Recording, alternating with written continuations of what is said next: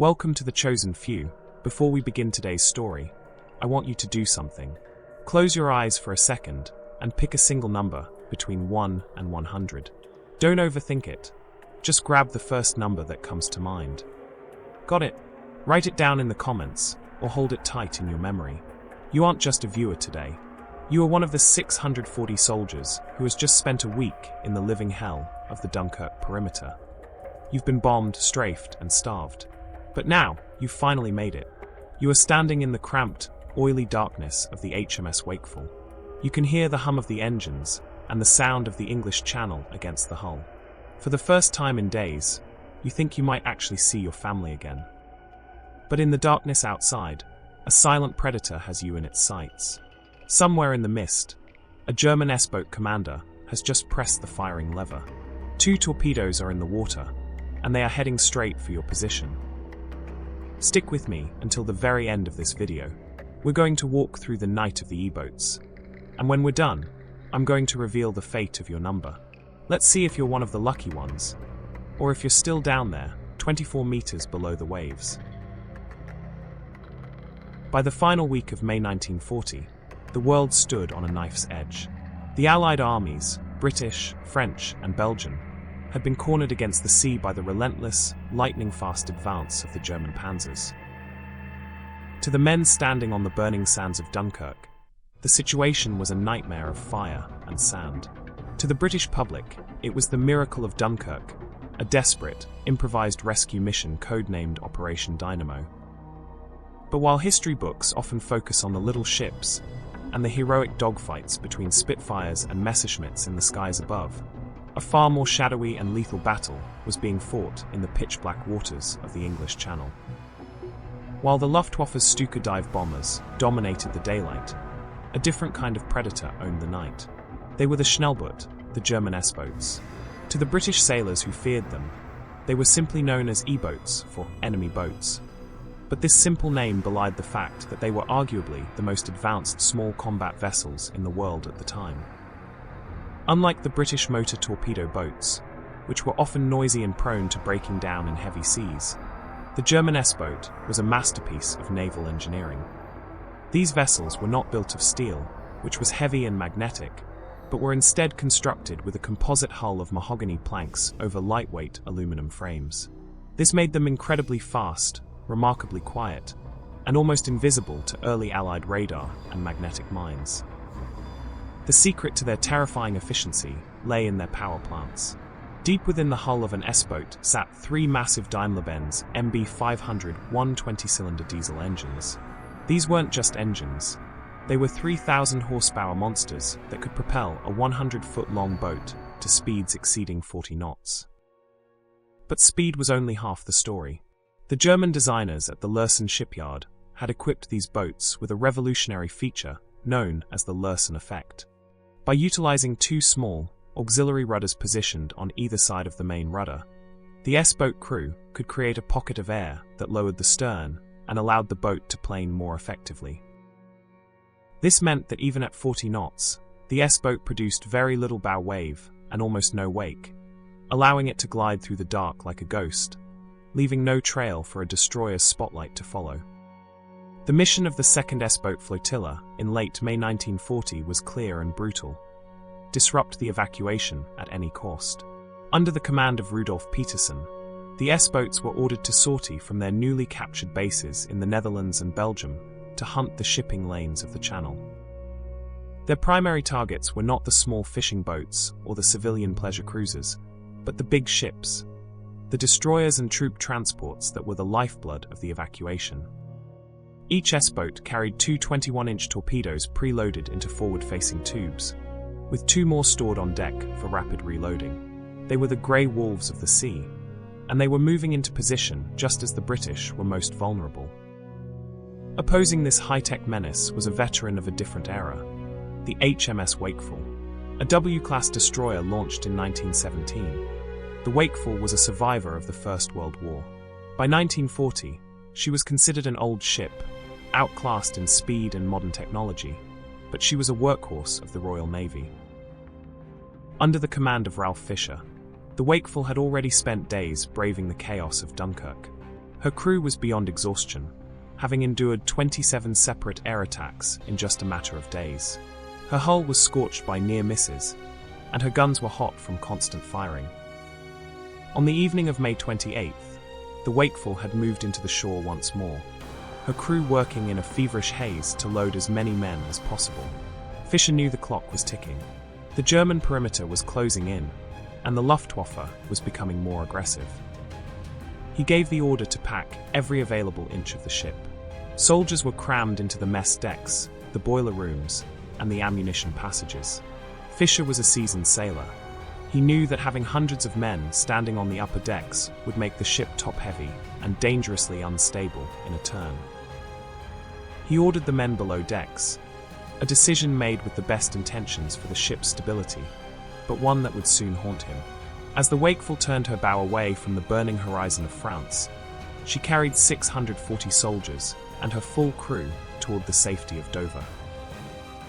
They were navigating Route Y, a deep water path that swung far north to avoid the German artillery batteries on the coast. It was the longest route home, and it took them directly through the deepest hunting grounds of the S-boats. The night was eerily calm, the sea like glass, and the only sound was the steady thrum of the Wakeful's aging turbines.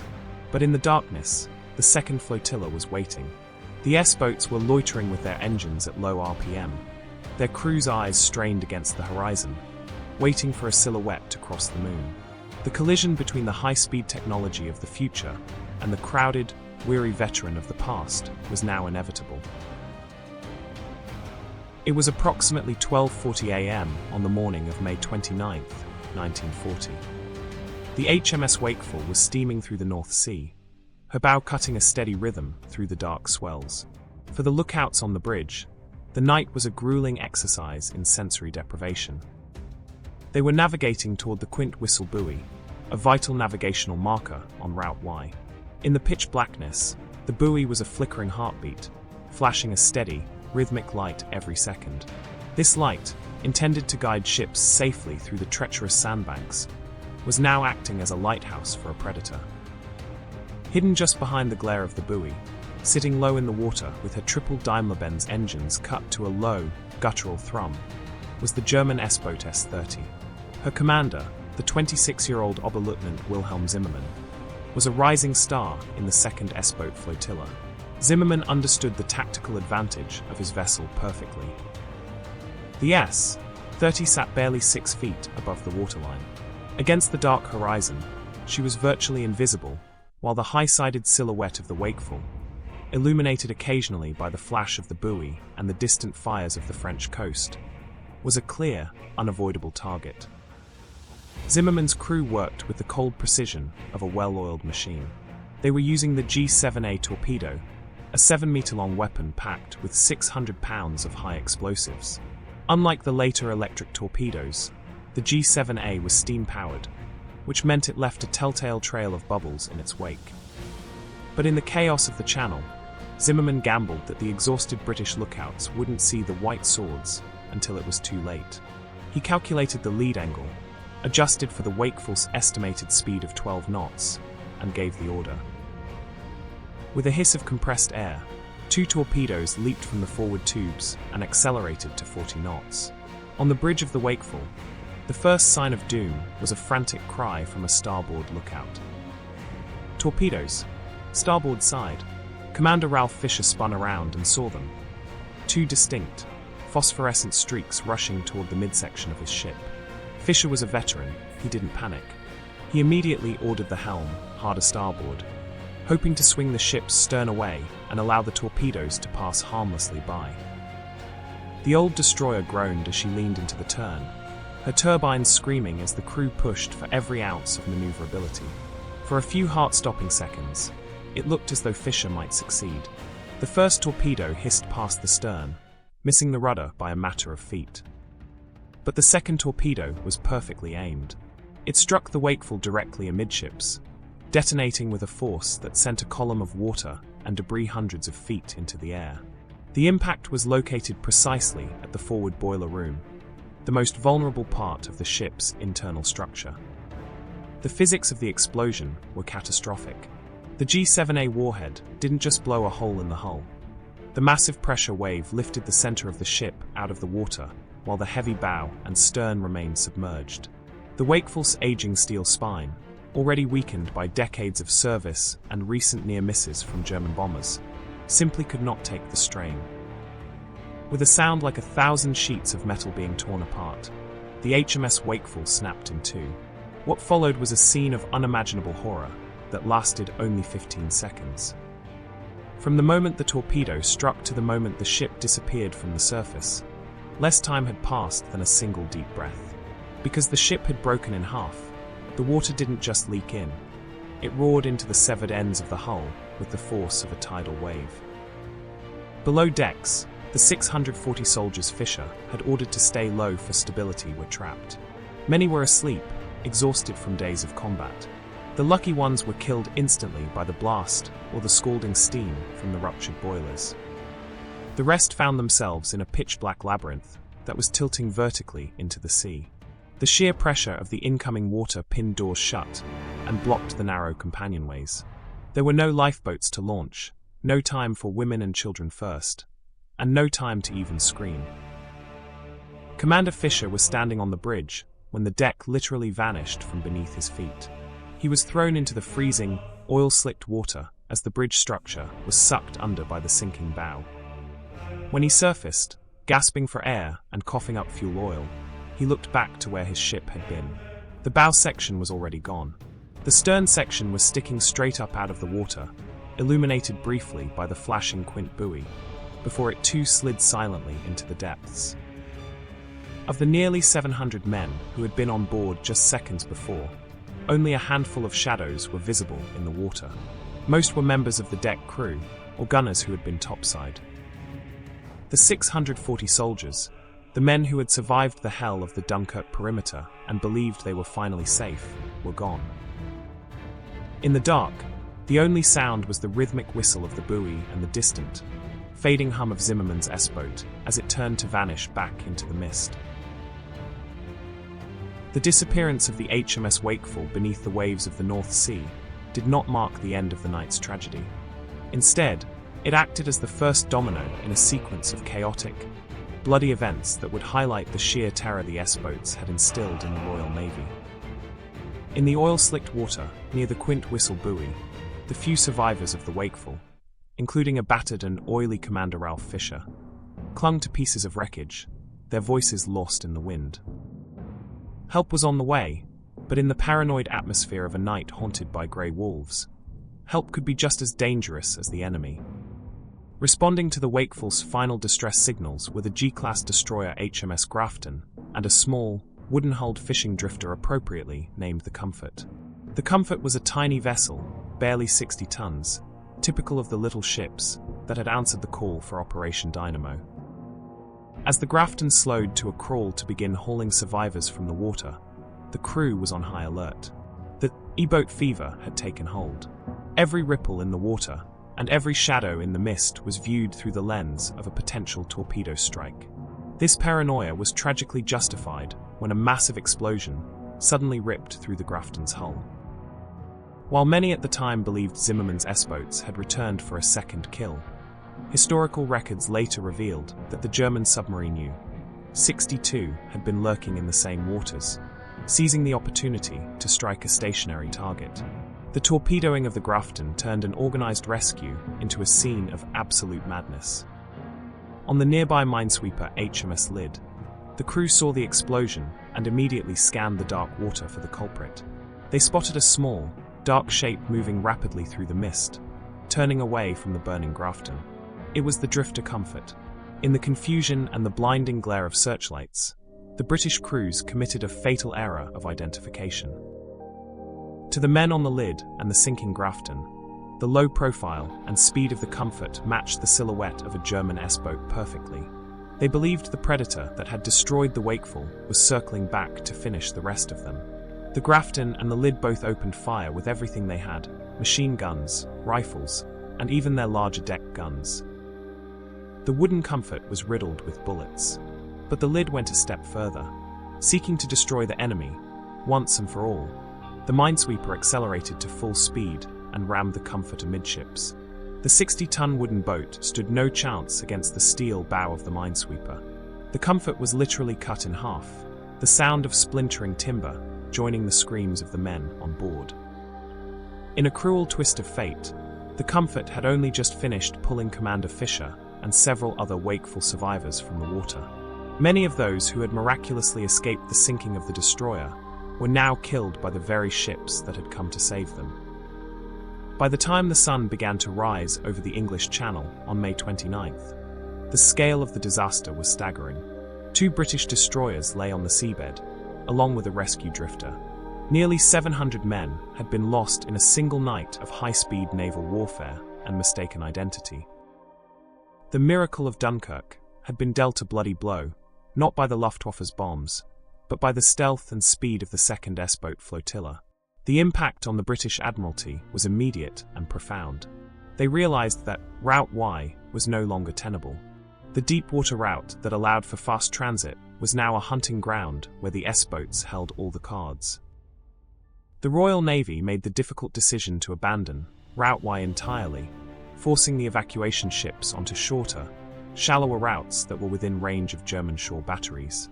This change slowed the evacuation and exposed the ships to heavy artillery fire, but it was deemed a necessary risk to avoid the invisible torpedoes of the Schnellboote. The night of May 29th also accelerated the development of the British coastal forces. The Admiralty realized they could not fight a high-speed, wooden-hulled enemy with slow, heavy steel destroyers. This led to the mass production of British motor gun boats, MGBs, and motor torpedo boats, MTBs, turning the Channel into a frantic, nightly arena of small boat warfare that would continue until the final days of the war. Today, the wreck of the HMS Wakeful remains at the bottom of the Channel, resting at a depth of 24 meters. It is a designated war grave, a silent monument to the 640 soldiers who never made it home to England. The S-boats, led by men like Wilhelm Zimmermann, had proven that a small, fast, and well-designed boat could change the course of a campaign.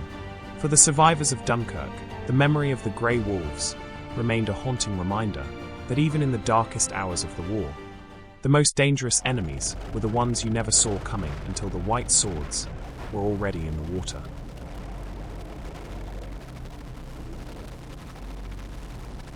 We've reached the end of our journey into the dark waters of May 1940. Now, it's time for the reveal. Think back to the number you picked at the beginning of this video. Remember, you were one of the 640 soldiers packed into the mess decks and boiler rooms of the Wakeful. You survived the beaches, you survived the Stukas, and you were almost home. The reality of that night is one of the most sobering statistics of the entire Second World War. When the Wakeful snapped in two, she went down so fast that the hundreds of men below decks never had a chance. They were trapped in a steel tomb, crushed by the weight of the sea or scalded by the bursting steam pipes of the engine room. In the chaos of the oil and the fire, only a tiny handful of crew members were pulled from the water. But what about the soldiers? Out of those 640 men who boarded the ship dreaming of England, only one survived. If you pick number 1, you are that survivor.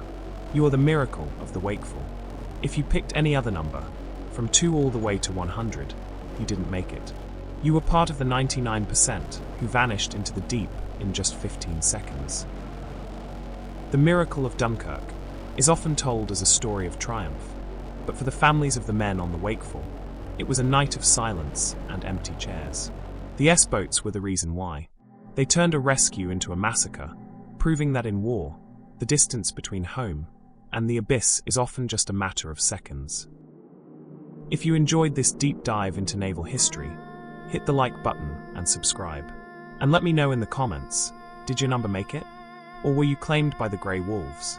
So as we do each episode, let's take a moment to remember those that gave so much.